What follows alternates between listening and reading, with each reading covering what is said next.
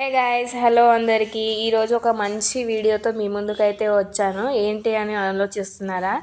జాంకాయ చూశారు కదా. జాంకాయ వల్ల మనకి చాలా యూజెస్ ఉంటాయి. ఆ యూజెస్ గురించి మనం ఈరోజు తెలుసుకుందాము. వర్షాకాలం స్టార్ట్ అయింది కదా. జాంకాయలు తినడం వల్ల మనకి ఇమ్యూనిటీ పవర్ అనేది చాలా ఎక్కువగా వస్తుంది.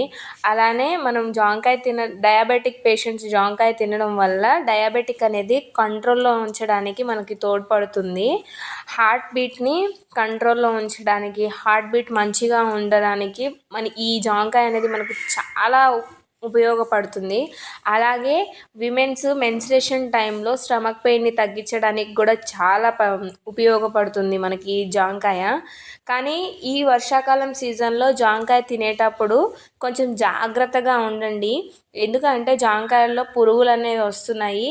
నేను మొన్న ఇంటికి వెళ్ళినప్పుడు మా చెట్టు జాంకాయ తెంపుకొని తిందామని చెప్పేసి చూస్తే మొత్తం పురుగులే ఉన్నాయి. వర్షాకాలం స్టార్ట్ అయినప్పుడు అన్ని రకాల ఫ్రూట్స్లో పురుగులు రావడం అనేది కామన్. తినేటప్పుడు చాలా జాగ్రత్తగా తినండి. ఈ వర్షాకాలంలో మనకి ఇమ్యూనిటీ అనేది చాలా ఇంపార్టెంట్. ఈ సీజన్లోనే మనకి వైరల్ వ్యాధులు అనేవి చాలా వస్తూ ఉంటాయి.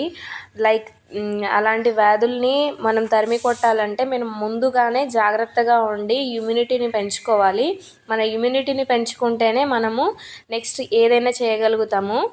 ప్లీజ్ మీరైతే లైక్ చేయడం మర్చిపోకండి.